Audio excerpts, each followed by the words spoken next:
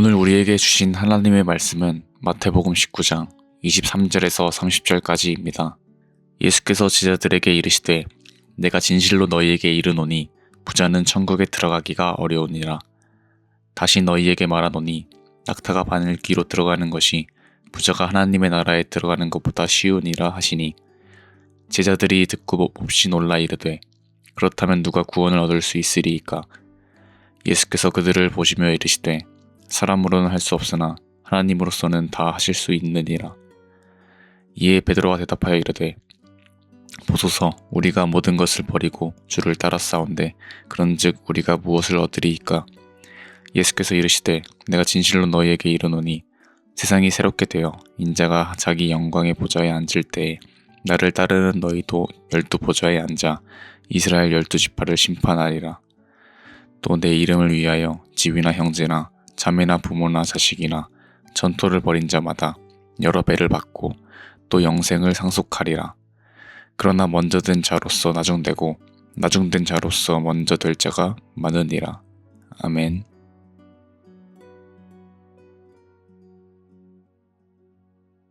어제 본문에서 예수님과 한 부자 청년의 대화를 들었습니다. 오늘 본문은 그 대화 직후에 이어지는 예수님과 제자들의 대화입니다. 이 대화를 통해서 우리가 받은 구원의 근거가 무엇인지와 또 구원받은 자로서 우리의 삶은 어떠해야 하는지를 함께 생각해 보겠습니다. 첫째로 우리의 구원의 근거는 오직 하나님의 은혜입니다. 본문 23절에서 예수님은 부자는 천국에 들어가기가 어렵다고 말씀하십니다.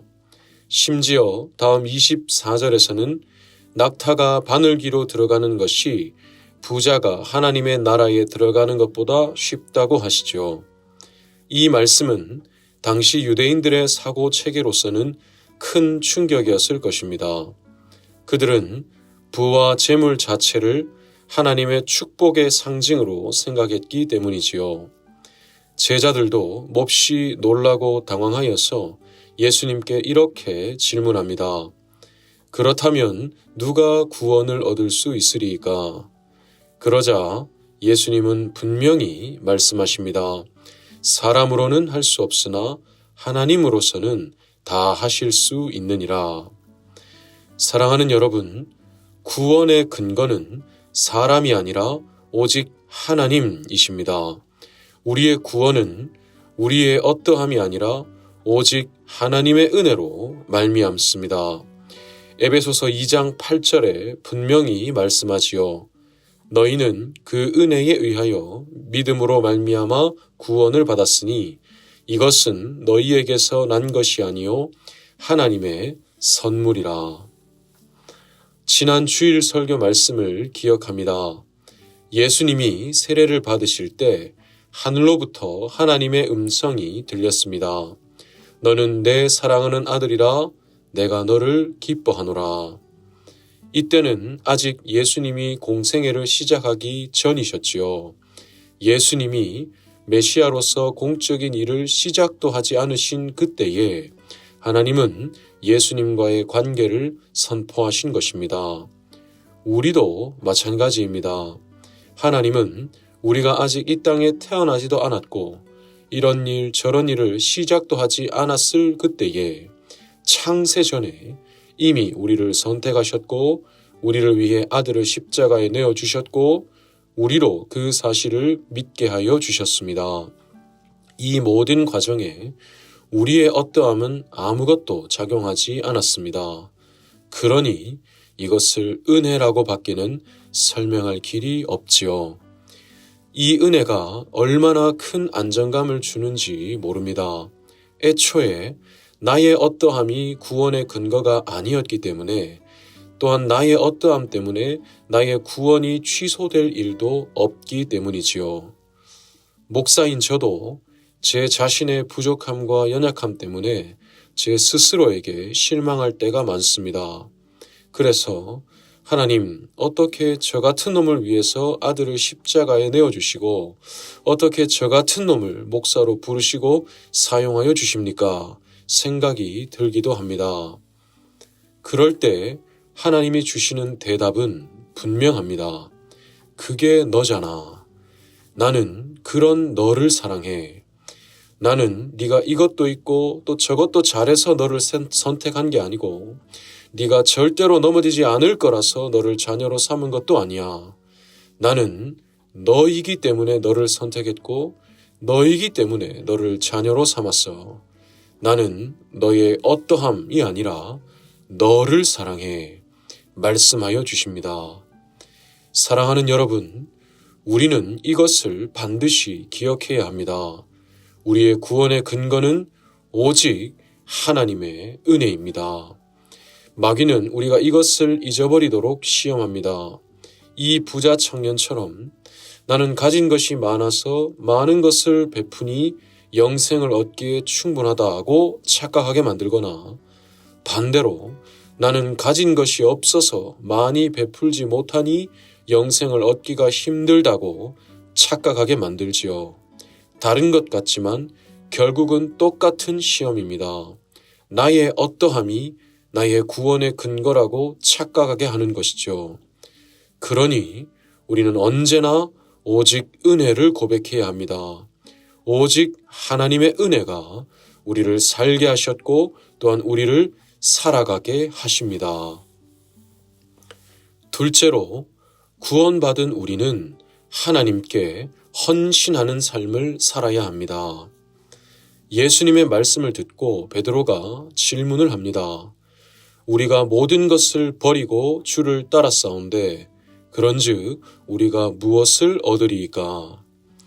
언뜻 보면 베드로가 뭔가 구체적인 보상을 바라고 질문을 한 것 같습니다. 그런데 제가 베드로의 입장이라면 정말로 알고 싶었을 수 있겠다 싶습니다. 주님, 저희는 모든 것을 버리고 주님을 따르고 있습니다. 그러니 저희는 주님 외에는 소망이 없습니다. 주님, 저희가 무엇을 얻을 수 있습니까? 질문하고 싶지 않았을까요? 그래서인지 예수님은 베드로를 꾸짖지 않으시고 이렇게 대답하십니다.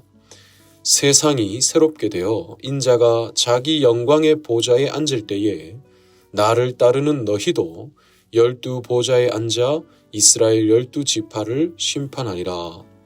주님이 영광의 보좌에 앉으실 그날에 주님을 따랐던 자들도 주님과 함께 왕노릇 하리라는 것이지요.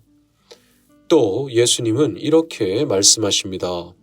내 이름을 위하여 집이나 형제나 자매나 부모나 자식이나 또 전토를 벌인 자마다 여러 배를 받고 또 영생을 상속하리라. 이것은 가족도 재산도 다 내팽개치라는 의미가 아닙니다. 하나님이 나에게 주신 인간관계나 또 재산을 소중히 여기되 결국은 무엇보다 주님을 최고의 가치로 높이고 또한 추구하라는 뜻이죠. 그런 사람은 반드시 하늘의 상급과 영생의 복을 받는다는 것입니다. 사랑하는 여러분, 우리는 구원받은 자로서 우리의 삶을 하나님께 헌신하며 살아야 합니다. 하나님이 먼저 우리를 위해 자신과 같은 아들을 십자가에 헌신하시지 않았습니까?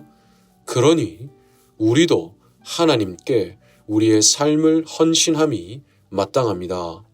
하나님이 먼저 나 같은 자에게 자신의 모든 것을 주셨으니 나도 하나님께 나를 드림이 마땅하지요.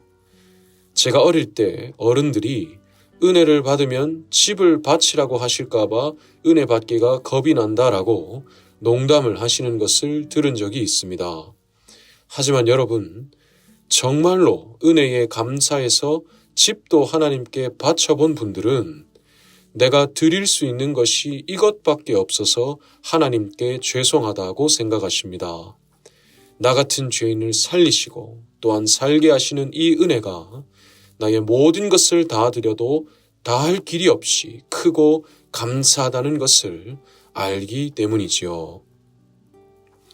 말씀을 정리하겠습니다. 사랑하는 여러분, 우리의 구원은 오직 하나님의 은혜로 말미암았습니다. 그러니 우리는 그 은혜 앞에 자랑할 것이 아무것도 없습니다. 그저 이 은혜에 감사하면서 내게 생명을 주신 분을 위하여 나의 생명의 때를 헌신하여 드리는 것이 우리가 드릴 마땅하고도 아름다운 응답입니다. 이 사실 앞에서 우리 자신을 돌아보기 원합니다. 우리는 내가 받은 구원의 은혜를 얼마나 소중히 여기고 있습니까? 나에게 영원한 생명을 주시기 위하여 자신의 모든 것을 내어주신 하나님 앞에서 나는 나에게 주어진 생명의 때를 하루하루 어떻게 살아가고 있습니까? 특별히 어제부터 또 오늘까지 이어지는 말씀 속에 부자 청년이 등장합니다. 젊은 청년에게 재산이 많았다는 것은 부모에게 물려받은 재산이 많았다는 뜻이겠지요. 그의 부모는 그에게 많은 재산은 물려줄 수 있었어도 참된 믿음의 삶은 보여줄 수 없었던 것 같습니다. 혹시 우리도 그런 삶을 살고 있지는 않습니까? 우리도 모르는 사이에 구원의 은혜에 대한 감사를 잃어버리고 하나님보다 다른 것을 소중히 여기며 살아가는 우리의 삶을 보고 우리의 자녀들도 그런 삶을 옷 입고 있지는 않습니까? 그렇게 되지 않기를 간절히 소원하고 진심으로 축원합니다. 오늘도 나에게 생명을 주신 하나님의 은혜에 감사하면서 그 하나님께 나의 생명의 때를 온전히 드리며 살아가는 서문의 모든 권속들이 되기를, 또 그런 삶의 모습들이 자녀들에게 보여지고 또 계승되는 서문의 모든 가정들이 되기를 진심으로 축복합니다.